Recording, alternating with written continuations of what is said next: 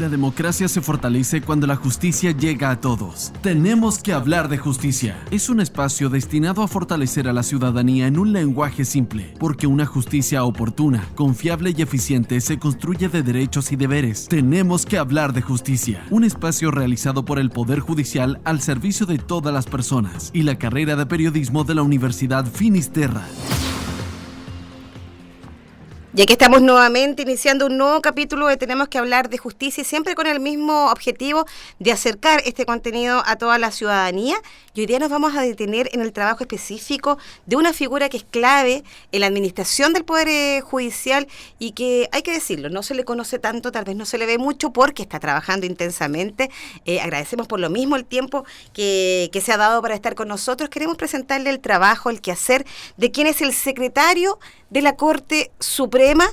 Por eso estamos con él hoy día. Estamos junto al abogado Jorge Sáez, quien está en este rol desde el año 2015, pero que ya tiene una data más o menos importante dentro del Poder Judicial, cerca de 20 años, y ya desde el 2015, como les decía, es el secretario de la Corte Suprema. Queremos conocer de su trabajo, de los desafíos, de cómo evalúa también la manera en que el Poder Judicial se ha ido modernizando. Yo creo que eso impacta también en el trabajo del secretario. Muchas gracias por estar con nosotros. Saludamos aquí al secretario de la Corte Suprema, Jorge Sáez. Gracias, Marcela, por la invitación. Encantado de estar aquí. Bueno, y queremos de partida, con esta muy buena disposición, presentarle a los auditores el trabajo del secretario de la Corte Suprema. La gente tal vez lentamente se ha ido sintonizando, va conociendo el trabajo, sabe que ya existen las figuras de los ministros de la Corte Suprema, pero no así del secretario de la Corte Suprema. ¿Qué función cumple y de qué manera específica su rol se vincula con la ciudadanía? Bueno, la función del secretario es bastante compleja porque tiene varias tareas que cumplir en relación al tribunal, al máximo tribunal del Poder Judicial. La primera es que el secretario es el ministro de fe del tribunal, por lo tanto autoriza todas las decisiones que se adoptan en las salas y en el pleno, así como la de los ministros cuando actúan como jueces unipersonales, porque ellos también son jueces unipersonales. Claro. Pueden ser un tribunal en sí mismo, por decirlo de alguna manera. En casos de extradición particularmente funciona así. Es el encargado de dar cuenta al presidente de todas las peticiones que se formulan ante el tribunal y por lo tanto tengo un equipo de gente que prepara, que estudia esas decisiones y prepara las resoluciones que yo reviso permanentemente y doy cuenta al presidente para que las causas avancen. Se refieren a resoluciones que les llamamos de mero trámite, pero son las que le dan curso al proceso. Claro.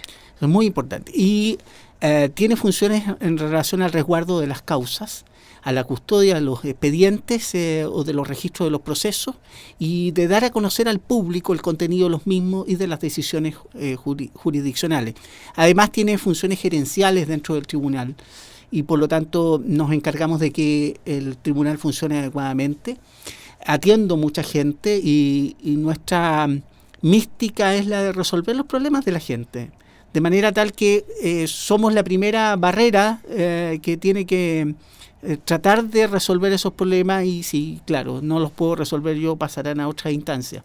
Pero estamos hablando fundamentalmente de un trabajo desde la Secretaría de la Corte Suprema que busca optimizar, coordinar y en definitiva ir ordenando todo este trabajo que desde fuera parece un trabajo de mucho volumen.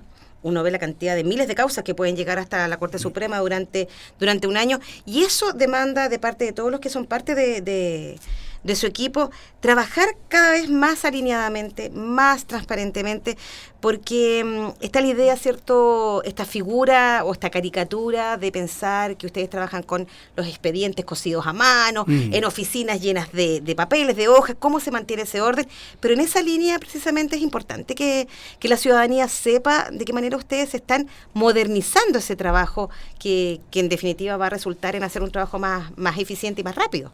Bueno, Marcela, yo creo que hay varias líneas de trabajo que hemos adoptado en los últimos años. El Poder Judicial ha ido cambiando de manera increíble en los últimos 20 años. Es un Poder Judicial absolutamente irreconocible.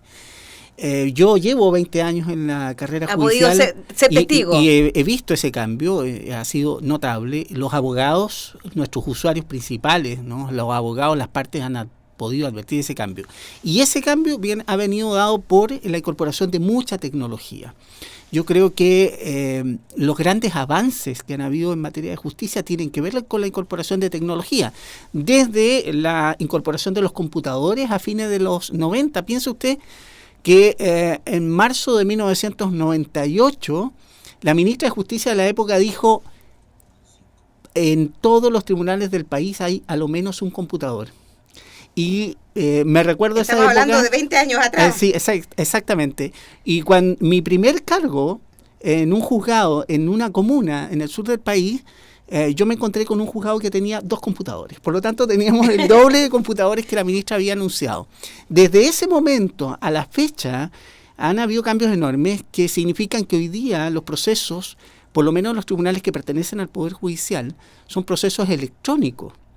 De manera tal que ya no vemos respecto a esos procesos expedientes, en consecuencia tampoco vemos costura de ellos. Las resoluciones son digitalizadas y quedan disponibles en un sistema computacional a través del portal web del Poder Judicial para toda la ciudadanía, para los abogados. Y los abogados se relacionan también a través de la tecnología con nosotros, presentando sus escritos desde su celular, desde su tablet o desde su computador en el lugar en que ellos se encuentren. La gente puede ver los procesos que les interesan. Hacerles el seguimiento.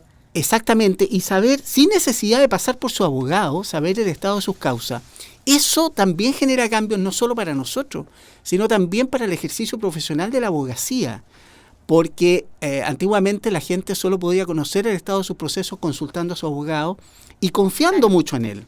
Hoy día no es necesario. Hoy día la gente que tiene acceso a medios electrónicos se entera por sí misma del estado de sus procesos, está al tanto de lo que va pasando, sabe lo que el abogado presentó, sabe si el abogado presentó algo o no lo presentó, sabe cómo lo hizo, sabe cómo le fue respecto a la decisión del tribunal. Eso es importante lo que señala usted, porque significa que el usuario, el ciudadano común, tiene que saber que cuenta con esas herramientas y que en definitiva no tiene que tomar esa distancia o pensar que la figura del abogado es alguien a quien solamente se le solicita que haga algo por uno sin estar atento a cómo lo está desarrollando. Entonces ahí la ciudadanía tiene que cumplir un rol mucho más proactivo, en definitiva, de ir demandando. Así es, y esto es parte de un fenómeno más global todavía. Hoy día tenemos una ciudadanía tremendamente empoderada y eso se advierte también en la relación cliente-abogado.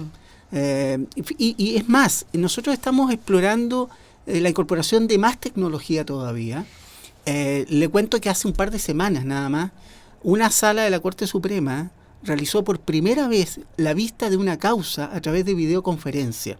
¿Una causa que se estaba tramitando en regiones? Exactamente, una causa de la Corte de Apelaciones de Concepción, fue recurrida ante la Corte Suprema, los abogados eran de allá naturalmente, y la Corte Suprema, por iniciativa de la tercera sala, se contactó con esos abogados y les ofreció ser parte de este proyecto piloto, de este experimento, y los 2 abogados concurrieron a la Corte de Apelaciones de Concepción, desde donde se transmitió por videoconferencia sus alegatos. E incluso más, no fue un discurso envasado, sino que hubo, gracias a la tecnología, interacción con los ministros de la Corte durante esa audiencia, de modo tal que no fue necesario que los abogados se trasladaran a Santiago. Y los 2 en igualdad de condiciones transmitieron sus argumentos. Un aporte a la descentralización de todas maneras. Enorme. Y más aún, yo creo que un gran aporte para las personas, porque en definitiva ese proceso le significa mucho menos costo a las partes. Y esto facilita el acceso a la justicia. La problemática económica siempre es una barrera de acceso a la justicia. Tienen que pagar abogados, tienen que pagar los costos del proceso. Esto permite disminuir los costos del proceso de manera sustancial, manteniendo el nivel de calidad. Ahora, hay que reconocerle un mérito a usted en su calidad de secretario de la Corte Suprema, porque en estos proyectos de innovación, en estos concursos de innovación, ahí usted fue visionario, presentó un proyecto que ya se está desarrollando desde el año pasado y que tiene que ver con cómo ir certificando el trabajo que se hace en los tribunales, certificando esta calidad. Usted instaló esa iniciativa, fue uno de los ganadores de los concursos de innovación y recientemente invito a nuestros auditores a conocer qué pasó con la entrega de certificados de acreditación de calidad que reconocieron el trabajo de tribunales acá en Santiago y en San Miguel. Lo escuchamos en esta nota que preparó Sofía Salinas. Desde el año pasado que el Poder Judicial instaló el proceso de acreditación de calidad al que los tribunales pueden postular de manera voluntaria. Esta iniciativa se creó como una manera de validar el servicio que los tribunales entregan al público ya sea interno o externo, y que cumplan con estándares de calidad. Ya son 136 tribunales que han recibido el certificado desde la puesta en marcha. A estos que ya están acreditados se sumaron los tribunales de las jurisdicciones de Santiago y San Miguel, que acaban de recibir este reconocimiento en la ceremonia que tuvo lugar el pasado 27 de mayo en el subsuelo de la Plaza Montbaras, en el Palacio de Tribunales. El secretario de la Corte Suprema, Jorge Sáez Martín, quien desde su rol ha promovido este sistema de acreditación y que en 2017 ganó con esta iniciativa la segunda convocatoria de proyectos de innovación del Poder Judicial, destacó la importancia de esta participación. Según el secretario, el foco de este proyecto es otorgar un mejor servicio a los usuarios, más ordenado, de mejor calidad y más oportuno para los beneficiarios, dado que las competencias están previamente definidas. En este acto se contó con la presencia de Araldo Brito Cruz, presidente de la Corte Suprema, y Jorge Dam, ministro de esta misma. Además, en la ceremonia estuvo el secretario de la Corte Suprema, el presidente de la Corte de Apelaciones de Santiago y los jueces presidentes y administradores de los tribunales de las jurisdicciones de Santiago y San Miguel. El hecho que yo comentaba de que usted haya presentado esta propuesta de ir certificando el trabajo de los tribunales, da cuenta también de la acogida que tiene la motivación personal de los funcionarios del Poder Judicial para hacerse cargo de este gran tema que tiene que ver con la innovación. ¿Cómo lo ha vivenciado usted? ¿Cómo se está viviendo? Porque en este caso concreto la certificación es voluntaria. No están obligados ni demandados los tribunales a ponerse en esta regla, ¿cierto? Pero parece que hay bastante interés. Sí, mire, yo ya decía que desde hace 20 años que el Poder Judicial ha vivido un proceso de mejora continua de su gestión particularmente. Había una enorme preocupación. En el año 2000 se instalan por primera vez en muchos tribunales del país, particularmente los asociados a la reforma procesal penal, administradores profesionales. Uh-huh. Los tribunales pasan a ser gerenciados por ingenieros comerciales, ingenieros civiles, y antes eran gestionados por los propios jueces. Eso es un cambio enorme. Claro. Y a partir de ese momento... Porque ahí había duplicidad de roles que podían afectar la probidad, en fin. Y más aún, yo creo que desviaban al juez de su verdadera función, ¿no? Que es resolver los asuntos que se ponen en su conocimiento. A partir de ese momento incorporamos muchas técnicas de gestión y había que dar un paso adicional, y es verificar de alguna manera externa a los tribunales, pero interna al Poder Judicial por razones económicas, cómo estaban funcionando los tribunales y qué tan bien lo estaban haciendo. O sea, entregarles indicadores concretos, claro, para saber cómo había que hacer las cosas. Así es, y logramos lanzar este proyecto a partir del año pasado, con un primer llamado para 256 tribunales, y ellos acogieron en forma muy importante este llamado. 111 tribunales se acreditaron el año pasado. Y este año, en un segundo llamado, 45 más se acreditaron en el primer nivel de acreditación. Que es como básico. El básico. Ya. Y nosotros esperamos que a partir de este año logremos hacer un llamado para el siguiente nivel de acreditación. Los que ya estaban acreditados a nivel básico, que vayan dando un pasito más. Esa es la invitación. Y vamos a concluir con un nivel avanzado. Esta es una acreditación interna porque hay razones económicas, ¿no? Esto es costoso. Si nosotros contratáramos a una empresa certificadora externa, sería tremendamente costoso. Estamos haciendo esto a un costo muy bajo.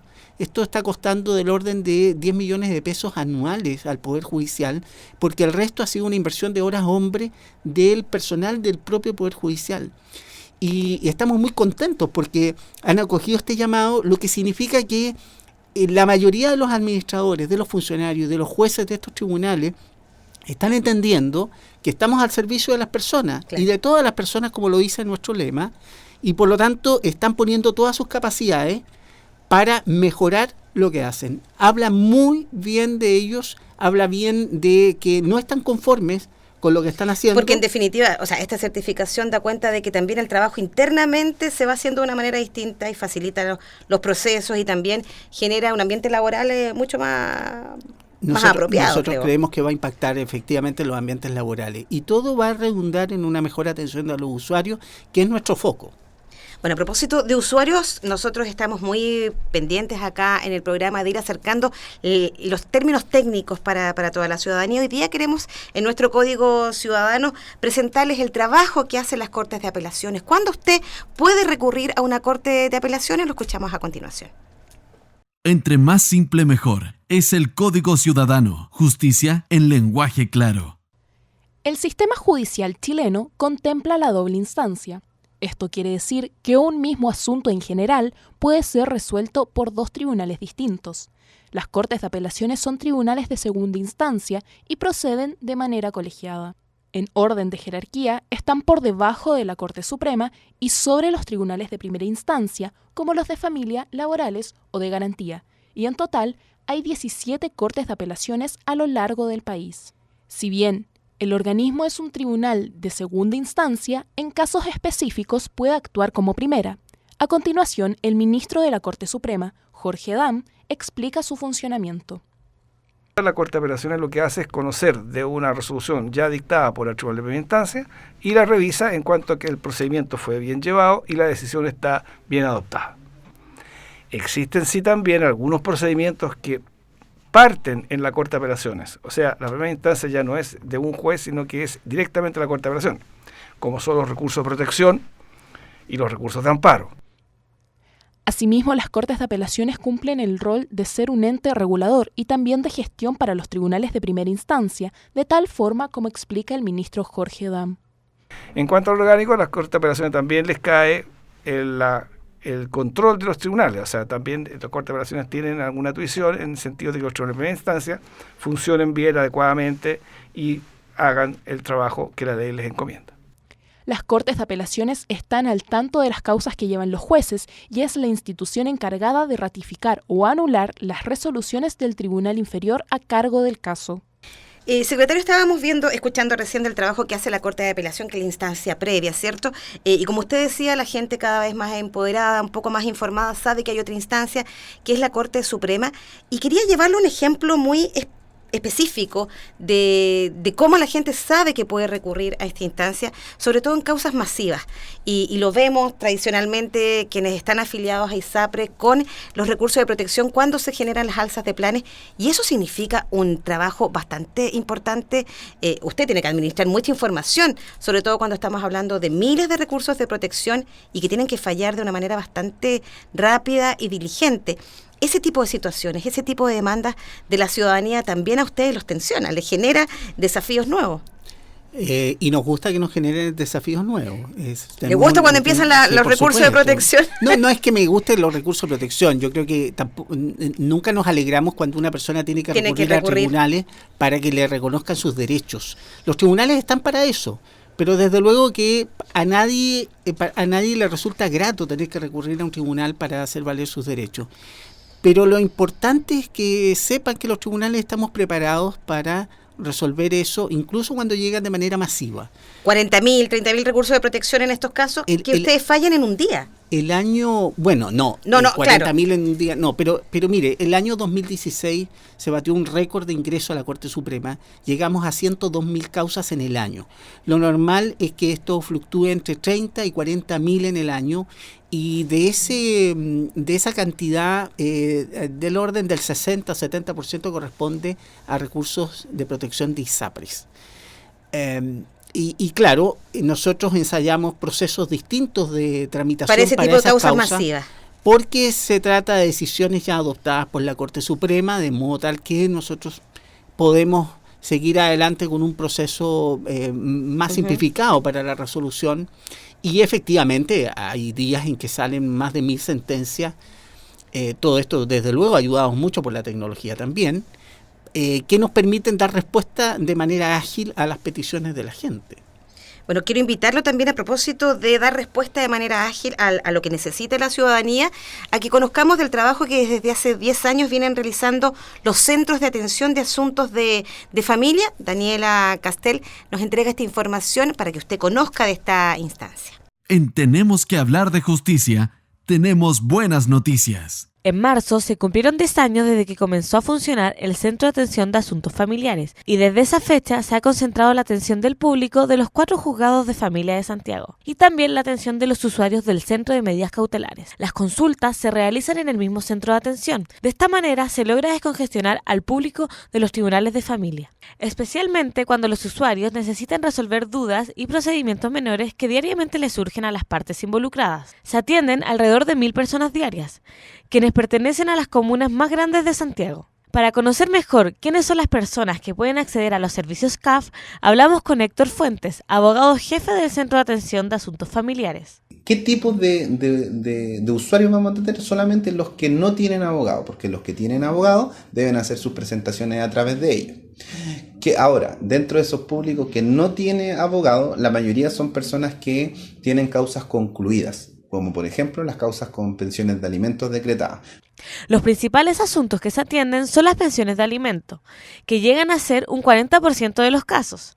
Otro trámite que se realiza con mucha frecuencia son las autorizaciones para que los niños y adolescentes puedan salir del país. Se hace una solicitud en el caso de que el padre no esté en Chile, y lo más probable es que sea una sentencia que salga de inmediato una resolución positiva. En el caso de que el padre no esté en Chile y no quiera dar la autorización, esta causa se transforma en un juicio, y deben ir ambas partes con un abogado patrocinado. A su vez, el padre o madre que no está al cuidado del menor puede solicitar regularizar las visitas. El CAF es un centro de atención que intenta dar respuesta a las interrogantes que surgen en los 4 juzgados de familia de Santiago. Adicionalmente, ve las dudas que surgen en los centros de medidas cautelares, en los cuales se ven variados temas y que en la actualidad funciona prácticamente como un quinto tribunal. Tiene sala de audiencias, jueces, unidades de causas, unidades de salas y unidades de servicios. En el centro de medidas cautelares van a llegar todas las causas que sean relativas a la protección de niñas, niños, adolescentes con vulneración de alguno de sus derechos, o las causas de violencia intrafamiliar, ¿ya? Y también las causas de infracción de adolescentes cuando cometen algún ilícito siendo menores de edad. Es un centro pionero del Poder Judicial y se encuentra solo en Santiago. Sin embargo, en septiembre del 2018 se elaboró una nueva política de atención al usuario, con la idea de crear diversos centros en regiones para concentrar la atención de varias materias y así descongestionar los tribunales, siguiendo el modelo ejemplificador del CAF. Secretario, estábamos hablando del trabajo que se realiza en los centros de atención de asuntos familiares y me tomo este último concepto. El Poder Judicial es una pequeña familia, por decirlo de alguna manera, en la que se viven rutinas, dinámicas distintas y dentro de las familias también hay problemas, ¿cierto? Y a ese ámbito quiero llevarlo, fundamentalmente cuando estamos hablando de una institución que en definitiva tiene que autorregularse. Cuando estamos viendo situación de jueces que comienzan a ser investigados, es importante abordar esa situación porque sé que ustedes desde el año pasado generaron una normativa distinta para el tema de la autorregulación de esos funcionarios.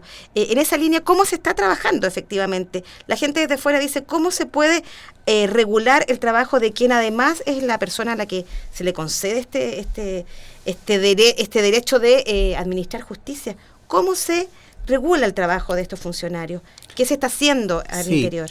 Mire, primero decir que no somos autorregulados. Nosotros en primer lugar estamos regulados por la ley. La ley emana del Poder Legislativo y por lo tanto no es resorte nuestro. Dentro del marco de la ley, nosotros dictamos una normativa complementaria que establece los procedimientos bajo los cuales las personas pueden denunciar cualquier inconducta que cometa un juez. A nosotros nos parece... Eso fue lo del año pasado, ¿cierto? Que generó toda esta capacitación. Pero sí, claro, el proceso terminó el año pasado, pero el proceso del año pasado en que se modificó la normativa del procedimiento disciplinario del Poder Judicial vino a reemplazar una normativa anterior. No es que antes no existiera nada. Claro. Y ahora, nosotros creemos que un juez no puede ser cuestionado, ¿no? Un juez tiene que ser incuestionable. Y por eso es que nos causa preocupación cada vez que hay cuestionamientos a la labor de los jueces. Y en algunos casos esto amerita una investigación y un esclarecimiento de los hechos de manera más acuciosa, y para eso existen los procedimientos de sumarios administrativos, que fue lo que regulamos nuevamente. El sumario administrativo permite la denuncia de cualquier persona afectada por la decisión o el comportamiento de un juez, y permite resolverlo también atendiendo a los derechos del investigado, Hoy día hemos asistido a muchos casos en que se denuncia falsamente y nos preocupa que eso no afecte los derechos de las acá aplica personas. también lo del debido proceso para quienes son integrantes del Poder Judicial. Nosotros no podríamos funcionar de otra manera. Ahora, pero alguien podría preguntarse, por ejemplo, en los casos que se están viendo mediáticamente, Rancagua y otros casos que se han visto en regiones, ¿cuándo se define que la persona investigada, el juez investigado, no solamente recibe una sanción administrativa, sino también una sanción penal? Bueno, son responsabilidades distintas. Y déjeme explicarle que hay 3 tipos de responsabilidades que podríamos distinguir. Una es la responsabilidad funcionaria, cuando la persona en el cumplimiento de su cargo incumple algún deber funcionario que no necesariamente significa la comisión de un delito. Claro. Por ejemplo, el juez o el funcionario judicial que llega reiteradamente tarde a su trabajo. Eso no constituye un delito, pero él tiene el deber de llegar a la hora. Eso podría ser una inconducta funcionaria y por lo tanto podría ser sancionado por eso. Hay una responsabilidad penal y eso está tipificado en las leyes penales, en el Código Penal y otras. Cuando un juez comete un delito, entonces debe ser sancionado y para eso hay procedimientos que son los mismos procedimientos que se le aplican a todos los ciudadanos. Y hay un tercer nivel de responsabilidad que tiene que ver con la responsabilidad civil. En el caso de los jueces son responsables de los perjuicios que provocan cuando cometen un delito y por lo tanto tienen que responder civilmente y esa responsabilidad civil supone reparar el daño, lo que normalmente consiste en una reparación económica del daño. Así que esos son los 3 niveles de responsabilidad. Nosotros lo que normamos o regulamos internamente es la responsabilidad funcionaria. Y en materia de responsabilidad funcionaria hay que decirlo que una de sus funciones como secretario de la Corte Suprema es ser parte de este sorteo que ustedes hacen anualmente para definir qué funcionario debiera someterse, por ejemplo, al test de drogas, que es una acción que se hace anualmente en el Poder Judicial. ¿A qué obedece que usted tenga que ser parte de esa selección? Mire, es una de las tantas funciones que se le encomiendan al secretario. Una de las tantas. Una de las tantas, sí. Pero el test de drogas, que no se conoce y probablemente la ciudadanía no va a conocer a menos que algún juez o un funcionario dé positivo y entonces haga noticia, ¿no? Claro. Pero es una de las medidas de higiene, diría yo, que el Poder Judicial adopta, así como hay otras. Por ejemplo, ¿cuáles? La declaración de intereses que se realiza todos los años. Todos los funcionarios judiciales de cierto nivel, en particular todos los jueces, todos los relatores, los secretarios, los ministros de corte, los abogados integrantes, tienen que prestar una declaración de intereses y patrimonio. Y esa declaración de intereses y patrimonio es pública. Y por lo tanto allí están declarados todas las relaciones familiares del juez, todos los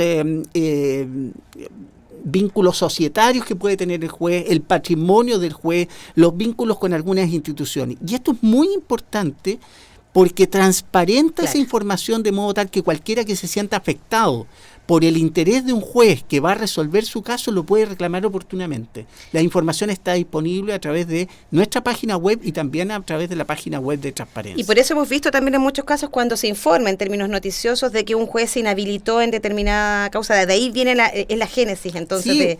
Pero antes incluso de que el juez se inhabilite, la gente lo puede saber. Eso es muy interesante. La información está disponible. El Poder Judicial es una de las instituciones más transparentes de Chile, y eso está medido a través de la página web. O sea, antes de que la gente nos pida la información ya está en la página web. Y a nivel... ¿Y con qué periodicidad, de qué manera la ciudadanía está recurriendo a esa información? ¿O son más que nada los medios de comunicación los que recurren a ella? Nosotros no ¿Lo usan? Nosotros no podemos medirlo porque nuestra página web no tiene un contador de visitas para este tipo de información.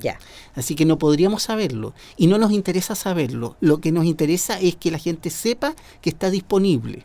El valor es ese, ¿no? Que está disponible, que lo puede consultar y que si lo consulta nadie va a saber que lo hizo. Ah, perfecto. O sea, el anonimato ahí está... Es muy importante, ¿no? La gente no se siente intimidada. Buscar esta información significa ejercer un derecho ciudadano, de manera tal que nosotros cumplimos poniéndola a disposición de la gente. Secretario, por último, usted en esta función desde el 2015, si pudiera anticipar cuál es su gran desafío antes de que termine su función, ¿cuándo terminaría de partida? Bueno, el secretario de la Corte Suprema está sujeto a la inamovilidad de todos los jueces y mientras dure mi buen comportamiento, permaneceré ahí hasta los 75 años en que uno está obligado a jubilar, sin perjuicio de lo cual yo podría renunciar, yo podría trasladarme a otro cargo y es algo que yo estoy siempre evaluando. A mí me gustan los desafíos, así es que en su momento adoptaré esa decisión. Pero contestando a su pregunta, ¿qué es lo que queda pendiente dentro de las tareas que yo me propuse cuando llegué? A mí me interesa modificar hoy la lógica con la que se atiende público. Mire, nos ha pasado algo que... La lógica con la que se atiende público, sí, si pudiéramos graficar sí, eso. Por supuesto. Nosotros hemos hecho algo que los bancos hicieron hace mucho tiempo, y es hacer que los clientes vayan menos a los bancos, claro, ¿no? Entonces instalaron todos sistemas digitales para toda la que tramitación electrónica de todo lo que quieran consultar. En fin. Y nosotros hicimos lo mismo. Entonces los abogados no van a presentar escrito, la gente no tiene que ir a presentar escrito, no tiene que ir a consultar sus causas a los tribunales, solo va a ser orientada. Y entonces yo lo que quiero es intervenir esa oportunidad en que la gente va a los tribunales, esta ocasión en que que bien lo define como oportunidad. Sí. Y yo lo que quiero es que logremos que la persona tenga una buena experiencia en el tribunal. Y eso significa darle más tiempo, escucharlo mejor y tratar de resolver sus problemas. Hay que cambiar la filosofía, quizá no cambiarla, sino que potenciar la filosofía de servicio. Y hay que mejorar probablemente la infraestructura de la Corte Suprema, que es antigua en este aspecto. Para dar esa cabida, ¿cierto? Exactamente. Para que sea un espacio más acogedor, porque lamentablemente nadie recurre a la Corte Suprema en una instancia en la que no esté afectado por algo. Exactamente. Entonces, yo he convocado a muchos profesionales de la Corporación Administrativa del Poder Judicial y a mis propios funcionarios a que empecemos a pensar, a reflexionar sobre la forma en que podríamos brindar una mejor experiencia a los ciudadanos y también a los abogados que recurren a la Corte Suprema y que por diversas razones finalmente concurren presencialmente a la Corte a plantear sus problemas, a resolver sus dudas, a recibir orientación. Bueno, nosotros esperamos como programa, Tenemos que hablar de justicia, ir dando cuenta de esos avances cuando vayan ocurriendo. Queremos agradecerle al secretario de la Corte Suprema, don Jorge Sáez, por haber sido parte de este programa. Muchas gracias. Encantado de haber venido. Muchas gracias. Fue Tenemos que hablar de justicia, un programa del Poder Judicial al servicio de todas las personas y la carrera de periodismo de la Universidad Finisterra.